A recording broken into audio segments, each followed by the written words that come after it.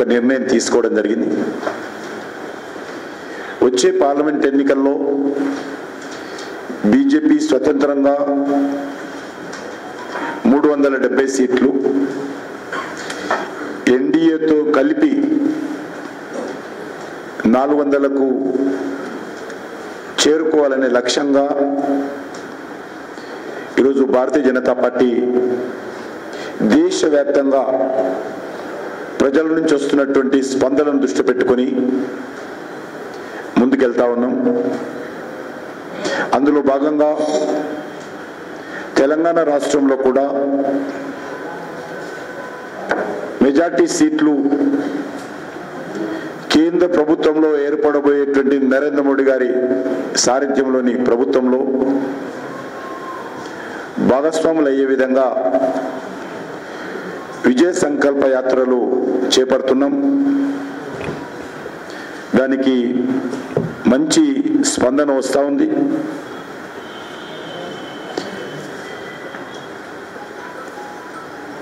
ఐదు విభాగాలుగా తెలంగాణ రాష్ట్రాన్ని విభజించి 5 యాత్రలు కొనసాగుతున్నాయి.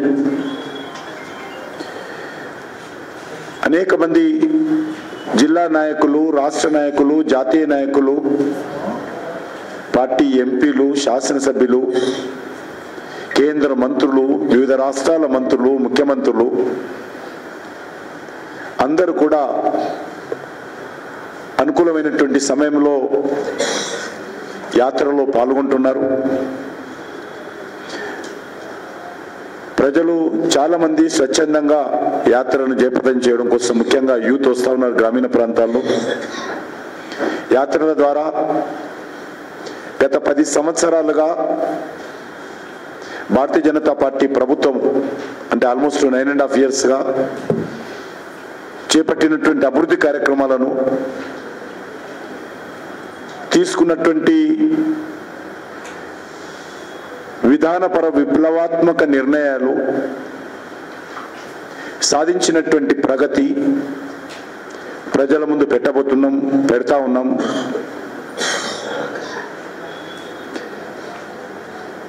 మంచి సానుకూలమైనటువంటి స్పందన రావడంతో మా కార్యకర్తలు కానీ, పార్టీ నాయకులు కానీ రెట్టింపు ఉత్సాహంతో, మరింత పట్టుదలతో యాత్రలను ముందుకు తీసుకెళ్తా ఉన్నారు.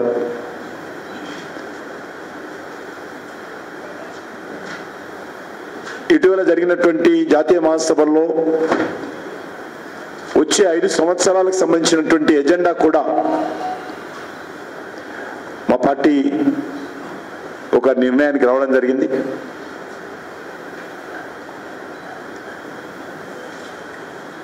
ఇందులో ఒకటి, ప్రజల నుంచి బీజేపీ మేనిఫెస్టోలో వికసిత్ భారత్, అభివృద్ధి చెందినటువంటి భారత్ మనం అందరం చేరుకోవాలంటే మీ సలహాలు ఇవ్వండి అని ప్రజలను అడగాలని నిర్ణయం తీసుకున్నాం. ఎందుకంటే ఈరోజు ఒక లక్ష్యంగా పెట్టుకున్నాం. మన ముందు స్వాతంత్రం పొందినటువంటి కొన్ని దేశాలు చాలా తక్కువ సమయంలో డెవలప్డ్ కంట్రీగా, అభివృద్ధి చెందిన దేశాలుగా అవన్నీ అభివృద్ధి చెందాయి. కానీ 75 సంవత్సరాలైనా మన దేశంలో ఇంకా పేదరికం ఉంది, మౌలిక వసతులు లేవు, విద్యా వైద్య సౌకర్యాలు లేవు. కాబట్టి ఇది ఈ రకంగానే వదిలేస్తే ఇంకో 100 సంవత్సరాలైనా మన దేశం అభివృద్ధి చెందిన దేశంగా ఎదగము. కాబట్టి మనం అందరం కలిసి రాజకీయాలకు అతీతంగా అన్ని వర్గాల ప్రజలు ఒక ప్రతిజ్ఞ తీసుకొని 2047 ఏదైతే మనకు స్వాతంత్రం వచ్చి 100 సంవత్సరాల పండుగ జరుపుకుంటామో 2047లో, ఆ వచ్చేటువంటి 25 సంవత్సరాలలో దేశం ఒక డెవలప్డ్ కంట్రీగా మనం ముందుకు తీసుకెళ్ళాలి. ప్రపంచ దేశాల ముందు భారతదేశము 2047లో ఒక విశ్వ గురు స్థానానికి చేరుకోవాలి. దానికి మనం అందరము అప్పుడు ఏ పార్టీ అధికారంలో ఉంటుందని కాదు ప్రధానమైనటువంటి అంశము, ఎవరు ప్రధానమంత్రిగా ఉంటారు, 2047 15th ఆగస్టుకు ఎవరు ఎర్రకోట నుంచి జాతీయ పతాకాన్ని ఎగరేస్తారు, అది ఎజెండా కాదు మనకు. కానీ 2047లో దేశం ఏ రకంగా ముందుకెళ్ళాలి, దేశం ఏ రకంగా ఒక డెవలప్డ్ కంట్రీగా ఎమర్జ్ కావాలి అనేటువంటిదే ఈరోజు మనం ప్రజల ముందు పెట్టాలి. అన్ని వర్గాల ప్రజలను భాగస్వాములు చేస్తూ రాజకీయాలకు అతీతంగా మనము ఆ దిశలో అడుగులు పెట్టాలని నిర్ణయం తీసుకోవడం జరిగింది. అందులో భాగంగానే 2047లో భారతదేశం ఒక అభివృద్ధి చెందిన దేశంగా ఎదగాలంటే మా ఎన్నికల ప్రణాళికలు ఏం పెట్టాలి, బీజేపీ ఎన్నికల ప్రణాళిక మీ సలహాలేంటి, మీ సూచనలేంటి, ఒక అవినీతి రహితమైనటువంటి ప్రభుత్వం ఉండాలి,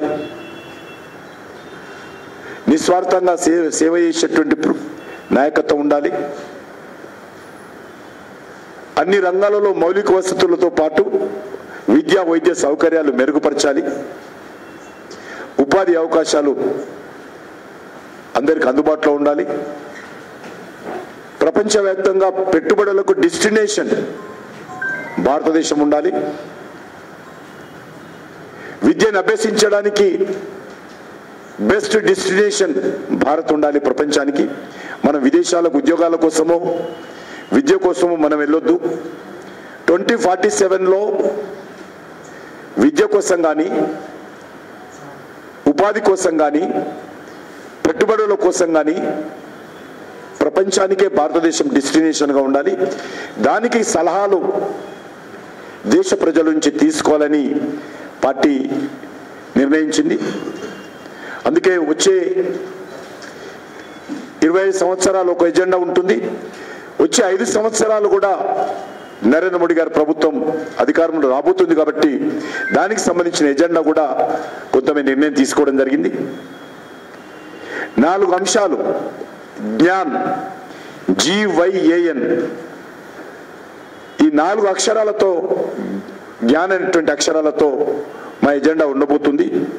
జి అంటే గరీబ్ కళ్యాణ్, పేదల సంక్షేమం. వై అంటే యూత్ సమగ్రమైనటువంటి అభివృద్ధి. ఏ అంటే అగ్రికల్చర్ను అన్ని రకాలుగా ప్రోత్సహించేటువంటి కార్యక్రమం.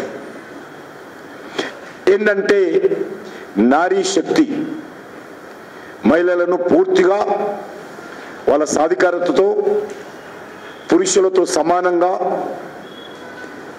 అన్ని రకాలుగా ప్రోత్సహించేటువంటి కార్యక్రమం. ఈ 5 సంవత్సరాల్లో, రానున్నటువంటి 5 సంవత్సరాల్లో ఈ 4 ఎజెండాలతో ప్రభుత్వం వెళ్తుంది. దీనిపైన కూడా ప్రజల సలహాలు తీసుకోబోతున్నాయి. జ్ఞాన్ పేరు మీద కూడా సలహాలు ఏం చేయాలి, మేము మా లక్ష్యం ఇది, ఏం చేస్తే పేదరిక నిర్మూలన చేయడానికి అడుగులు వేస్తాం, యువతకు ఏ రకంగా శక్తివంతం చేద్దాం, వ్యవసాయ రంగాన్ని ఏ రకంగా ముందుకు తీసుకెళ్దాం, మహిళలకు అన్ని రకాలుగా సమాన హక్కులు కల్పించి ఏ రకంగా ప్రోత్సహిద్దాం. ఈ 4 అంశాల మీద వచ్చే 5 సంవత్సరాలకు ఒక ప్రత్యేకమైనటువంటి మేనిఫెస్టో ఇప్పుడు పెడతాం. ఒకటి 2047 సంబంధించి కూడా ఒక మేనిఫెస్టో, 2 రకాల మేనిఫెస్టోలు వచ్చే 5 సంవత్సరాలకు, వచ్చే 25 సంవత్సరాలకు.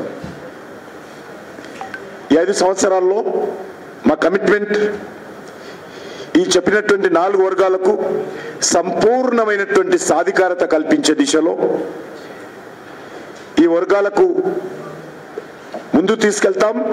ఈ 4 వర్గాలను కూడా దేశ అభివృద్ధిలో పూర్తి స్థాయిలో భాగస్వాములు చేస్తాం.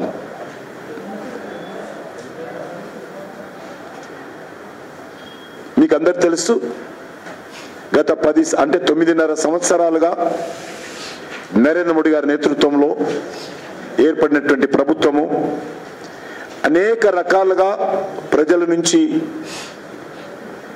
సోషల్ మీడియా ద్వారా కావచ్చు, గవర్నమెంట్ ఏజెన్సీల ద్వారా కావచ్చు అనేక రకాల సమాచారాన్ని సేకరించాము, ప్రజాభిప్రాయాన్ని సమీకరించాము. దానిని కూడా రానున్నటువంటి మేనిఫెస్టోలో క్రోడీకరించి పొందుపరిచేటువంటి ప్రయత్నం చేస్తాము. ఆ దిశలోనే మా ప్రభుత్వము మన్ కీ బాత్ పేరు మీద కానీ లేక అనేక కార్యక్రమాలు కానీ ఈవెన్ పీపుల్స్ పద్మ అవార్డ్స్ ఇవ్వడంలో కూడా రాజకీయ నాయకులు ఎన్నికైనటువంటి ప్రజాప్రతినిధులు వాళ్ళ సలహాలు కాకుండా ప్రజల సలహాలతో పద్మ అవార్డ్స్ ఇస్తున్నాం. కాబట్టి రేపు మా మేనిఫెస్టో కూడా అదే విధంగా ఉండాలి. మీకు తెలుసు పద్మ అవార్డ్స్ అంటే చిత్తకింది సుదర్శనో, వనం రామయ్యో, లేకపోతే ఈ రకంగా దరఖాస్తులు పెట్టుకోకుండా ప్రజల నుంచి అభిప్రాయాలను తీసుకొని పీపుల్స్ పద్మ పేరుతో మా అద్భుతంగా ఈరోజు అవార్డ్స్ ఇస్తే ప్రపంచమంతా నివ్వెరపోతా ఉంది. ఏ దేశంలో కూడా ఈ రకమైనటువంటి అవార్డ్స్ ఆ దేశంలో ఉన్నటువంటి కమర్షియల్ యాక్టివిటీతో సంబంధం లేకుండా సేవా భావనతో పూర్తి అంకిత భావంతో చేస్తున్నటువంటి వాళ్ళకి అవార్డ్స్ ఇస్తున్న విషయం మీకు అందరూ తెలుసు. కాబట్టి ఒక ఎగ్జాంపుల్ చెప్తా ఉన్నాను, ఏ రకంగా ప్రజాభిప్రాయాన్ని క్రోడీకరించి మా ప్రభుత్వం ముందుకు అడుగులు వేస్తుందో చెప్పడానికి ఒక ఉదాహరణ తీసుకున్నాను. ఈవెన్ మన్ కీ బాత్లో కూడా ప్రధానమంత్రి గారు చెప్పేటువంటి ప్రతి అంశం కూడా ప్రజల నుంచి వచ్చినటువంటి అభిప్రాయాన్ని ఆయన తన ద్వారా దేశ ప్రజల ముందు పెడతా ఉన్నారు. అదేవిధంగా అందుకే మీకు అందరికీ మనవి చేస్తున్నాను, ప్రధానమంత్రి గారు మా పార్టీ ఎజెండా కూడా ఉంది, సబ్కా సాత్ సబ్కా వికాస్ సబ్కా విశ్వాస్. అంటే అన్ని వర్గాలతో కలిసి ముందుకెళ్తాం, అన్ని వర్గాల సమగ్రమైనటువంటి అభివృద్ధి కృషి చేస్తాం, అన్ని వర్గాల ప్రజల యొక్క విశ్వాసాన్ని చొరగొంటాం. దానితో పాటు సబ్కా ప్రయాస్, అందరిని కూడా భాగస్వాములు చేస్తాం. ప్రభుత్వం చేస్తుంది అని కాదు, ప్రభుత్వంతో పాటు మనం కూడా కలిసి నడుద్దాం, అదే సబ్కా ప్రయాస్. ఇది ఒక నినాదం కాదు, దీన్ని కార్యరూపంలో నరేంద్ర మోడీ గారి ప్రభుత్వం అమలు చేస్తున్న విషయం మనం చూస్తూ ఉన్నాం. అందుకే ప్రధానమంత్రిని దేశ ప్రజలందరూ మా ప్రధానమంత్రి, మన ప్రధానమంత్రి అనుకునే విధంగా ఈరోజు వ్యవహారం చేస్తున్న విషయం మనం చూస్తూ ఉన్నాం. ఇదే స్పిరిట్తో, ఇదే స్ఫూర్తితో రేపు ఏప్రిల్లో మేలో జరిగేటువంటి పార్లమెంట్ ఎన్నికల్లో కూడా బీజేపీ రూపొందించేటువంటి మేనిఫెస్టోలో కూడా ప్రజాభిప్రాయాన్ని పరిగణలోకి తీసుకోవాలి. వాళ్ళందరి ఆలోచన మేరకు దేశాన్ని ముందుకు తీసుకెళ్లేటువంటి ప్రయత్నంలో భాగంగానే మా ఎన్నికల ప్రణాళిక సంకల్ప పత్రం, అదొక ఎన్నికల ప్రణాళిక కాదు, ఒక మేనిఫెస్టోనే కాదు, సంకల్ప పత్రం, కమిట్మెంట్తో కూడినటువంటి ఒక మా ప్లెడ్జ్ అది. కాబట్టి ఆ సంకల్ప పత్రము తయారు చేయడానికి దేశవ్యాప్తంగా ప్రజాభిప్రాయ సేకరణ కార్యక్రమానికి రూపకల్పన చేశాం.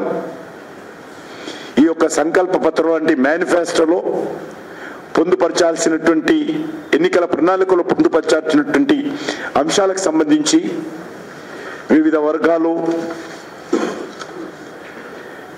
భిన్న రంగాల ప్రజల అభిప్రాయాలు తీసుకునేలా